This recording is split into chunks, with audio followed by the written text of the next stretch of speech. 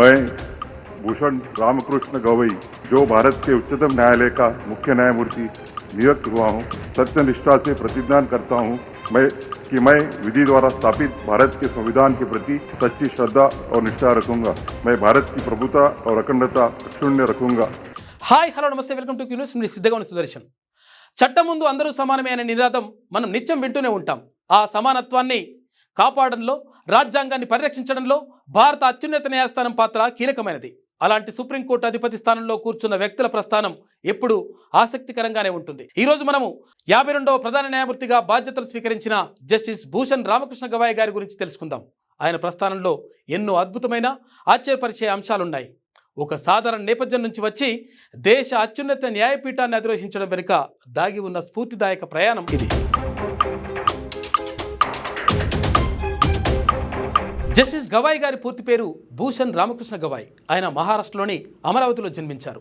ఆయన తండ్రి ఆర్ఎస్ గవాయ్ గారు ప్రముఖ అంబేద్కర్వాది నాయకులు. పార్లమెంటు సభ్యునిగా, గవర్నర్గా పనిచేశారు. అలాంటి రాజకీయ నేపథ్యం ఉన్న కుటుంబం నుంచి వచ్చినప్పటికీ భూషణ్ గవాయ్ గారు రాజకీయాలకు బదులుగా న్యాయవాద వృత్తిని ఎంచుకోవడం మొదటి ఆశ్చర్యకరమైన విషయం. చిన్నతనంలో సమాజంలో అసమానతలను, అణచివేతను దగ్గరగా చూసిన ఆయన న్యాయమే తన మార్గమని ఎంచుకున్నారు. అమరావతి యూనివర్సిటీ నుంచి కామర్స్ మరియు లా డిగ్రీలు పొందారు.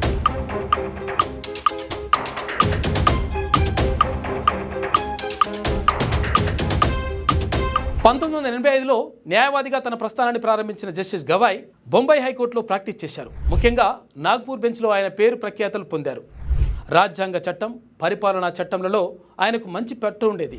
అసిస్టెంట్ గవర్నమెంట్ ప్లీడర్గా, అడిషనల్ పబ్లిక్ ప్రాసిక్యూటర్గా పనిచేశారు. ప్రభుత్వ ప్లీడర్గా బాధ్యతలు స్వీకరించినప్పుడు తనకు నచ్చిన బృందాన్ని ఎంచుకునే స్వాతంత్రం అడిగి తీసుకోవడం ఆయన స్వతంత్ర భావానికి నిదర్శనం. ఆ బృందంలో పనిచేసిన వారిలో ఇద్దరు ఆ తర్వాత హైకోర్టు న్యాయమూర్తులయ్యారనడం మరో ఆశ్చర్యకర విషయం. 2003లో బొంబాయి హైకోర్టు అడిషనల్ జడ్జిగా నియమితులైన జస్టిస్ గవాయ్ 2005లో శాశ్వత న్యాయమూర్తి అయ్యాడు. సుదీర్ఘకాలం హైకోర్టు న్యాయమూర్తిగా పనిచేసిన తర్వాత 2019లో సుప్రీంకోర్టుకు పదోన్నతి పొందారు. సుప్రీంకోర్టు న్యాయమూర్తిగా ఆయన ఇచ్చిన అనేక తీర్పులు దేశవ్యాప్తంగా చర్చనీయాంశమయ్యాయి. జమ్మూ కాశ్మీర్కు ప్రత్యేక ప్రతిపత్తిని కల్పించే ఆర్టికల్ 370 రద్దును సమర్థించిన బెంచ్లో ఆయన సభ్యుడిగా ఉన్నారు. అజ్ఞాత రాజకీయ విరాళాలకు సంబంధించిన ఎలక్ట్రోల్ బాండ్స్ పథకాన్ని కొట్టివేసిన చారిత్రక తీర్పులోనూ ఆయన భాగస్వామ్యం ఉంది. అక్రమ నిర్మాణాల కూల్చివేతపై దేశవ్యాప్తంగా మార్గదర్శకాలు జారీ చేస్తూ ఇచ్చిన బుల్డోజర్ జస్టిస్ తీర్పు ఆయన రాజ్యాంగ నిబద్ధతకు నిదర్శనం. నోటీసులు ఇవ్వకుండా, చట్టపరమైన ప్రక్రియ పాటించకుండా ఆస్తులను కూల్చివేయడం రాజ్యాంగ విరుద్ధమని ఆయన స్పష్టం చేశారు.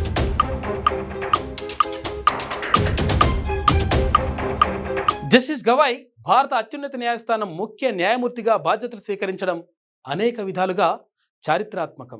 భారత ప్రధాన న్యాయమూర్తి అయిన మొట్టమొదటి బౌద్ధుడు ఆయనే. అలాగే ఈ అత్యున్నత పదవి చేపట్టిన 2వ దళిత వర్గానికి చెందిన వ్యక్తి కూడా ఆయనే. ఇది భారత న్యాయ వ్యవస్థలో పెరుగుతున్న ప్రాతినిధ్యానికి, సమ్మిళిత తత్వానికి నిదర్శనం. సాధారణ నేపథ్యం నుంచి వచ్చి స్వయం కృషితో, నిబద్ధతతో అత్యున్నత శిఖరాన్ని చేరుకోవడం నిజంగా స్ఫూర్తిదాయకం. ప్రమాణ స్వీకారం చేయడానికి ముందు తన తల్లి పాదాలకు నమస్కరించడం ఆయన వినయానికి, కుటుంబ విలువలకు అద్దం పట్టింది.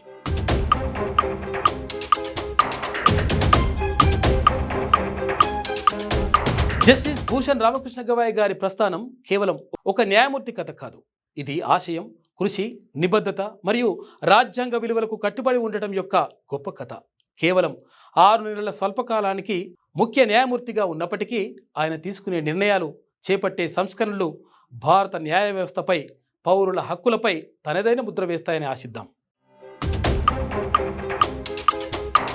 భారతదేశ భవిష్యత్తును, న్యాయాన్ని పరిరక్షించడంలో జస్టిస్ గవాయ్ గారి పాత్ర అత్యంత కీలకం. ఆయన ప్రస్థానం నిజంగా అద్భుతమైనది, ఆశ్చర్యపరిచేది.